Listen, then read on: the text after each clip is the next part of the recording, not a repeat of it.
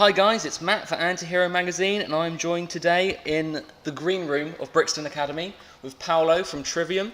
How's it going, my man? Welcome to London. It's going great, man. Last show of the tour, biggest one. We're very excited for tonight. Yeah, like you say, it's the last show of the UK tour with Code Orange, Power Trip, and Venom Prison. An amazing bill, totally stacked bill. So, were you a fan of these bands before you got the tour together? Well, I mean, I definitely Power Trip and Code Orange. I had heard throughout the last year or so, just kind of coming out, being newer bands that had a good buzz going about them. I loved the Power Trip record. That was one of my favorite records last year. And then Venom Prison was introduced to us by Merrill from Metal Hammer. Yeah. We were pitching some ideas. We were telling him about this tour last August when we were over here for press. And so we were pitching him some of the bands like Code Orange, Power Trip, and he suggested a couple different UK bands. So reached out to see who was available and checked out Venom Prison and loved it and decided, we want to make sure this is a stacked bill full of new upcoming bands that are kind of, bringing something a little new to the table for metal. And it seems to have really done well. I think a lot of people have been stoked to see new bands. Absolutely, yeah. It keeps it exciting for us because I think new bands always have a fire and an edge to them when they're starting out. So makes us have to come out and do our thing, just as hard. And with Trivium being such a popular and beloved heavy metal band, do you feel like a responsibility almost to help promote the next generation of heavy metal?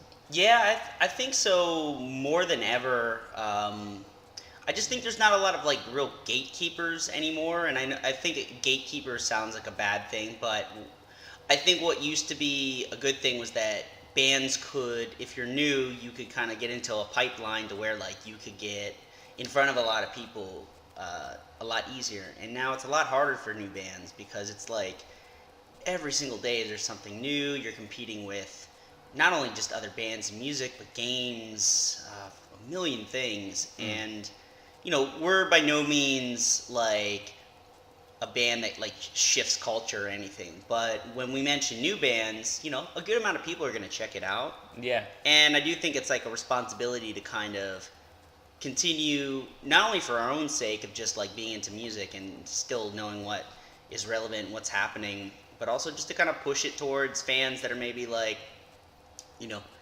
more passive listeners or people that just don't have time to check out everything. Yeah. They kind of need a confirmation, hey, this is something you should check out. And once you've heard it a few times from someone, you're going to check the band out. Yeah. Especially now with Spotify or Apple Music, you can just share a link or share YouTube. And that's important. So with stuff like that, what would your advice be to young and up-and-coming bands? What do you think bands need nowadays to stick out from in a very saturated market? I mean, it's the same thing that applies to us, is your music's going to do the majority of the talking. It's going to do the majority of the convincing for fans and for press and labels. So I would say don't rush into thinking you have to make it. There's no timetable to tour or to get a deal. What matters is being a tight live band and having some sort of vision for your band, because I think what makes all the new bands on our bill stand out is that each of them has a kind of solid idea of what they're trying to be, and I think that's what made them interesting to the labels, to their management, and ultimately to us to be on the tour. Yeah. And Trivium, you're one of those bands that you kind of helped define metalcore with your first two albums especially, and with bands like Code Orange that are kind of taking it to a brand new place, arguably a bit more of a punky place. When you hear that, I guess, that different approach to a genre that you helped create, what's your reaction to that? I mean, I'm always down for new twists and turns to things. I think all of us have very eclectic mixes of music that we're into, and also that's what makes up Trivium, is just a very eclectic mix of stuff. Yeah, absolutely. And, we're not looking for a homogenous lineup for our bill, and I don't think the scene benefits from being one type of thing. I don't think there's really any rules to it. It's just get out and try something, and and always improve upon your craft and your sound. And it'll be interesting to see where all these bands kind of take their things over the next few years. And Trivium, you've definitely been one of those bands where you've not stuck to one style. You've definitely tried a lot of different things. Like you started out metalcore, and then you went kind of progressive thrash with Shogun, and so on and so on. Is that a point of pride for you? Like, oh, we can make good stuff, regardless of genre, kind of thing. Yeah, I think the early records were just trying to find the right balance of like all those influences, and it takes a while, and when we started we were 18, 19, and I think it's really taken pretty much up till now, the last couple records, to really like be like, what, this is what works for us. This is what we are. We're very confident, especially with the new record. I think it sort of just finally like felt like everything just gelled right.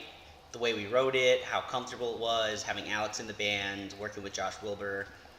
I think we've just kind of reached this new breakthrough for our band, and like we're very confident in ourselves. We know what we are, and so like going forward, I think musically it's just like, we know what our place is in the scene, and just to keep pushing that, keep pushing those boundaries, and keep building from here. I think this is like a good place for us. And when fans look back at like the early success of Trivium, we kind of think of you kind of like as like an overnight hit. Like, you made Ascendancy, and suddenly, especially in the UK, it feels like you're one of the biggest metal bands in the world. As someone who was, like you say, 18, 19 at that time, what did it feel like to suddenly be thrust into that spotlight at such a young age? I mean, it was really crazy, getting the magazine covers, selling so many records, selling out all the tours. I mean, it was definitely a whirlwind. I think the one thing that kind of kept, at least for me personally, that felt grounding was that we weren't like that all over the world. I don't know what that would have felt like if, say, that happened everywhere all at once. Yeah.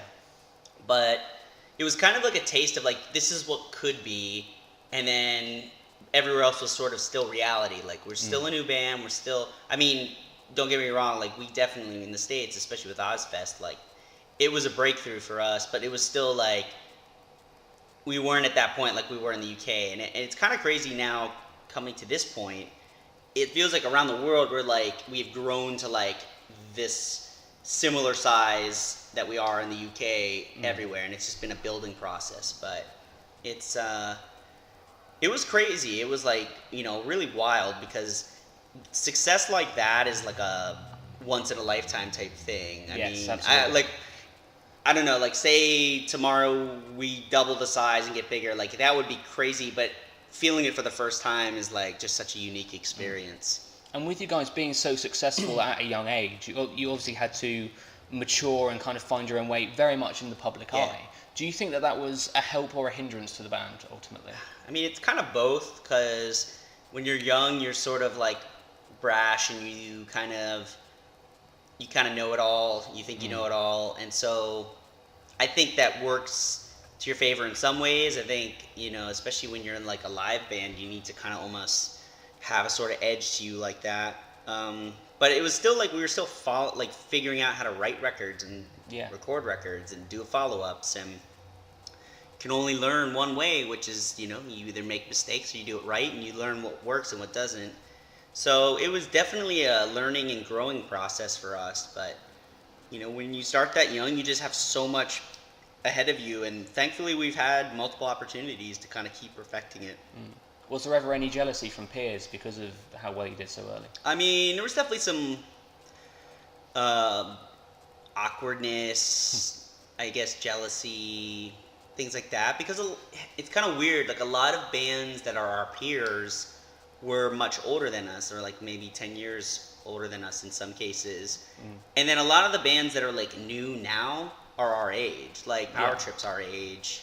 Code Orange is a little bit younger. But like, we've kind of had this weird thing where the bands were lumped in with, like, our class of bands is like older than us, and then the newer bands were like our age. So we were in this weird kind of spot, which is, kind of unique, kind of different. But we just kind of ignored it, and we just kept doing our thing, and it sort of just like went away, because like, as you keep making records, as you kind of prove yourself, keep maturing as well. Yeah, and you sort of like, that goes away, because like, we're not, our success is not because of hype now. It's just like, if a record connects, because you're good. Yeah, if a record connects, if the tour does well, it's because we're doing it, and you don't get that as much anymore. And Yeah. also kind of taught us how not to be with other bands. That's why Right. we have younger bands, why we welcome people and treat them well, because, you know, you remember the people that were like that to you, and I don't want people to think that about us ever. So do you become like fatherly figures to like these younger bands when you're out on tour, do you think? I feel like Matt does that a lot. I think that's just kind of his personality. But I mean, of course, like we're all like, you know, any questions we can ever answer for people about like things we've done or things that were good ideas or bad ideas, to kind of like pass along some information, you know, and whether someone takes it and can use it, that's totally up to them. But we just want to make sure they have a good time and Absolutely. they feel like they're getting something out of the tour, and we're not just like, you know, not giving them enough time to like get ready and put on a good show. And one of the best things about Trivium's early success for me, I love looking back at like those old Kerrang covers from 2005, Yeah. where Matt has like the emo head coming down. I think there's one where there's a quote where it's like with a new Metallica Yeah. or something like that. Do you ever look back at those and think, oh God, why did we say that or anything like that? Not really. I mean, it's like it's who we were at 18, 19. Like I said, it's your attitude is like, it's just like just bigger than reality, you know. But it's, you know, having that sort of like crazy mindset kind of makes you keep going, you know. Like you want to like strive for really big things, and Absolutely. those are always like, I guess you'd call them a clickbait headline now. Yeah. But I mean, you know, it's an attention grabber, and that's kind of part of it at first. Like you're kind of like, you don't necessarily have the CD sales yet. You have just your band, your hype, and then you got to prove it and stuff, and that takes a while. Yeah. And then after the smash hit that was Ascendancy, you went into Crusade. Total 180, much more melodic, much more kind of straightforward, thrashy.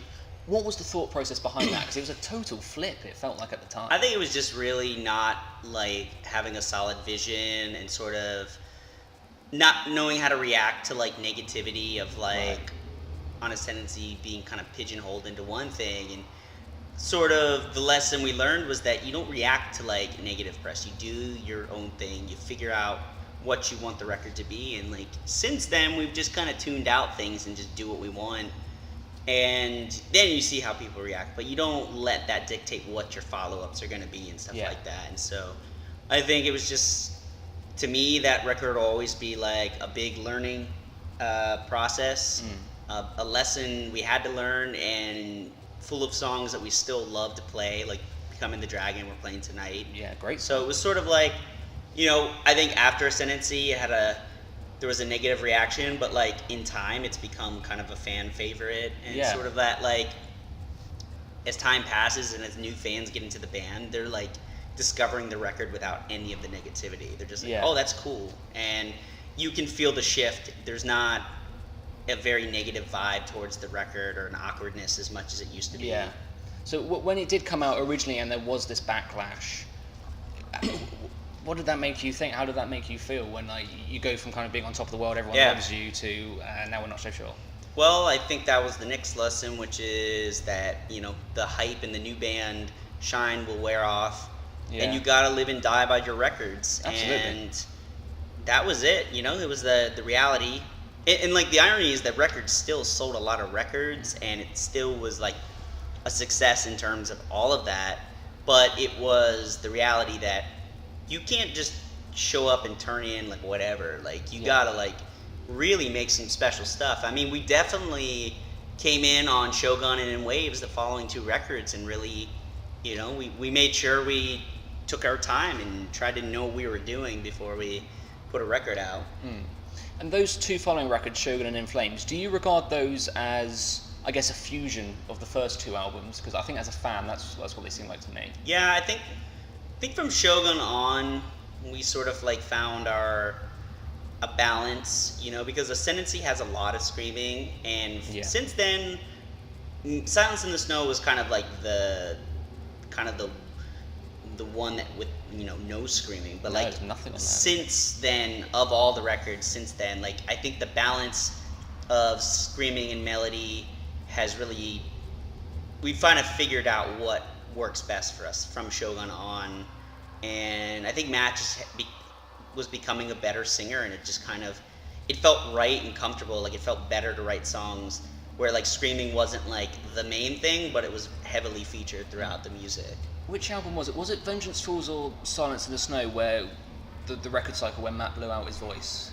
It was before. It was on Vengeance Falls, but it was before we did Silence in the Snow. And I wanted to ask, because obviously there's no screaming on Silence in the Snow, how much of that was kind of like a creative decision, and how much of that was because of limitation with Matt's voice?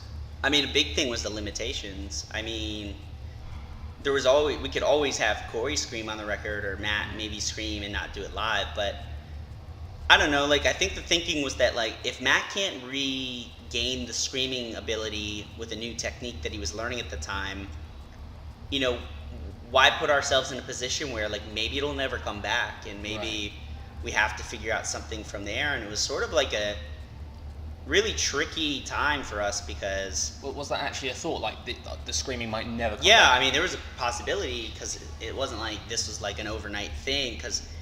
You know, since then, Matt's learned a new technique to scream that works live.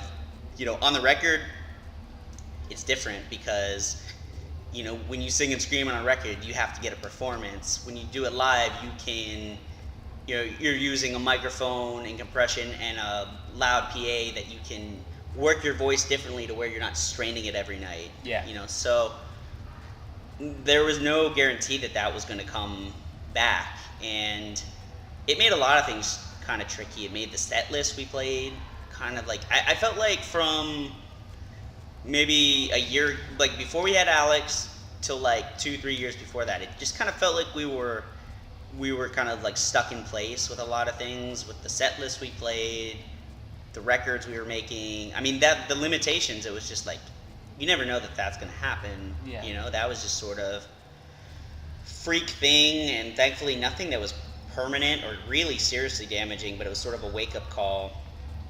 But yeah, it affected the record writing process, you know, when you had to think differently. And there was a point where we're like, do we throw some screens on for the sake of it? And ultimately we decided, let's just see if we can do it without it.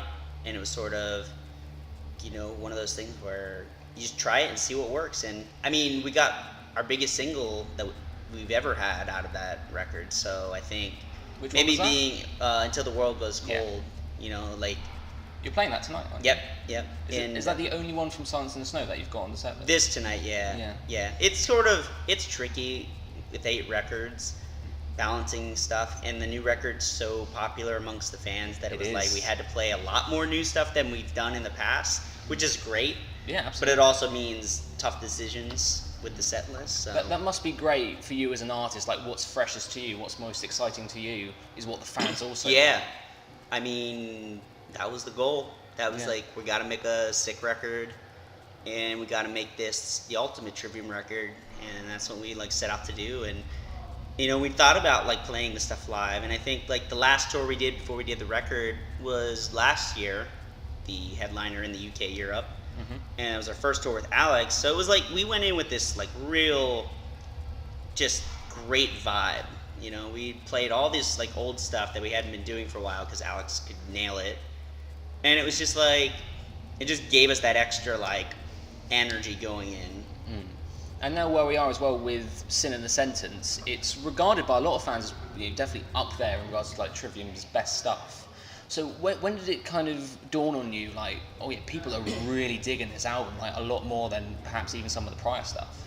I mean, when we put Sin in the Sentence, the song out, the reaction was so, like, incredibly positive. I've never experienced anything that positive online. It was like 98% positive. Like, not even just like, oh, this is a cool song. It was very, very positive for the song.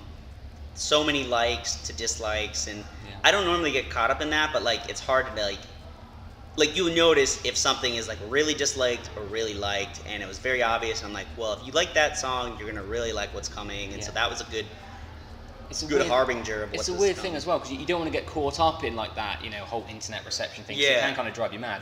But it must be difficult to totally avoid it as well. It's like we're in a weird balance. Totally. I mean, if you do something good and people spread it like wildfire, for us, you know, you can't discount the power of that. And same thing, if people just aren't feeling it, you can't really spin your way out of it. Yeah. People can listen. I know you're a very avid user of Twitter. Oh yeah. Do you feel like how much do you feel like that helps you connect with your fans, and how much do you feel it just I don't know, kind of enables the trolls? I mean, I like being able to interact with people, and they can kind of see my personality through there. I feel like I'm pretty. What I am in person is what I am pretty much online. I try not to be like some fake version of myself. Oh, yeah. Or like posing as something that I'm not. But I don't really engage with too many people, and thankfully I don't really get a lot of stuff. I think people just know I like to rip people back. So Yeah. beware if you step into my internet domain. I'll send you a hate mail later on so that I get back. And I kind of want to take a bit of a leap. I apologise, it is a bit of a jump. But especially with like the latter day Trivium records, kind of Shogun onwards, the imagery and like the artwork has really become very complex. I just wanted to talk about that progression, like the progression of the imagery. Like, how did that kind of come about? It's kind of the same as the music. You just kind of like discover what look your band has. Like, I feel like we haven't really just figured out what our live show was till like the last record. Like, it's kind of a weird thing to think of, like, because you just think, well, just put lights up and put some stuff up there. But it's like the vibe, what works, like, you know, what is your vibe live, and it takes a lot of time to kind of figure all that stuff out. And the same with the artwork. And we really become so hands-on with our merch and all of our art. Thankfully, Matt's wife is an incredible graphic designer, and she actually did all the album packaging and the album cover this time, which wasn't even the original plan. She just started making symbols for each song, and we were like, oh, that's it. That's what we want. Just kind of like idle doodling sort of thing. Well, she was making it for the, for the packaging, and then we like, it became like apparent that like that was going to be the way we wanted to go. But we just, like I said, last two records, it's been like really have figured out like every aspect of our band. And I read, I think I read somewhere online that before that design that Matt's wife came up with, the album was originally meant to be, Sin in the Sentence was originally meant to be called The Revanchist. Yeah. And it had thank you. And it had like a gold and sort of purple color scheme, I think. Well, we never had there was never got to the point where we like had something, but that was one of the initial ideas. But I think my feelings with all of that kind of stuff, you can have a plan like a year before, and then it'll change. Once you start making the record, it becomes apparent what song is like gonna be the first track, what's gonna be the one you want to release first, what could be the single, and then like the same thing. It just was like a no-brainer for. We were up to the last minute like deciding the title. We had a couple ideas. We even thought of like self-titled, and then we're like, no, not self-titled. And then it just was like, we saw the Sin in the Sentence logo, and then we're like, that's it. Yeah, that's the one. Yeah. And I'll do one last question, and then we'll wrap it up. This is obviously your first album with Alex Bent on drums. Sort of comes after a couple years of Trivium having quite a few drummers, having quite a quick turnaround. So do you feel like with Alex, this is it now, we found the guy? I mean, yeah, the kind of playing he brings to the band is what we've needed, and it's made our live show like 100 times better. And he's a great dude, he's got a good head on his shoulders. He's got a good perspective, like music and life. And he fits in so well with us. So, I think he loves it. We love him. So it's just like we want to go out there and just, kick as much ass as possible and make the best music we can. Absolutely. I'd say that's a good note to end on. Thank you so much for your time today, Paolo. It's been an absolute pleasure chatting with you. Thank you. Everyone go and buy Sin in the Sentence. It's an amazing album. Until then, Paolo Gregoletto. Thank you. Thank you.